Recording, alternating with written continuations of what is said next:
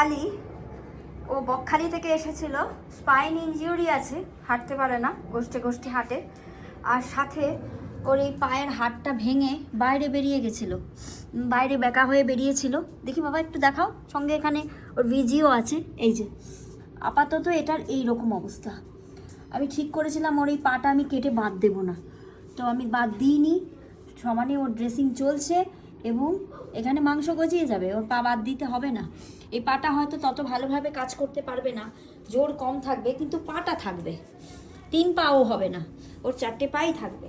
কালকে ওর মা হোয়াটসঅ্যাপ করেছিল, দিদি লালি কেমন আছে। আসলে লালি বেশিরভাগ সময় এই যে আমি ব্যান্ডেজ করবো না, আবার ও খাটের তলায় ঢুকে যাবে, হয় বাইরের খাটের তলায় নয় ঘরের খাটের তলায়। সেই জন্য ভিডিওতে সাধারণত ওকে দেখা যায় না।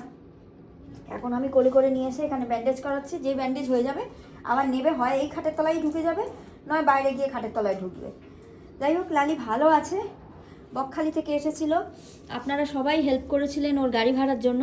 ওর গাড়ি ভাড়ার জন্য আমি হেল্প চেয়েছিলাম। আর বাকি ব্যান্ডেজ ফ্যান্ডেজ শেল্টারে সাধারণত থাকে, অ্যান্টিবায়োটিক থাকে, সেগুলো দিয়ে কাজ মিটে যাচ্ছে। শেষ হয়ে গেলে কেউ কখনও টাকা দিলে সেটা দিয়ে আবার কটা কিনে রেখে দিই। এগুলো টুকটাক তো শেল্টারে রাখতেই হয়, সেইভাবেই কাজ মিটে যাচ্ছে। যাই হোক, লালি ভালো আছে। লালির মা খবর নিচ্ছিল যে লালি কেমন আছে।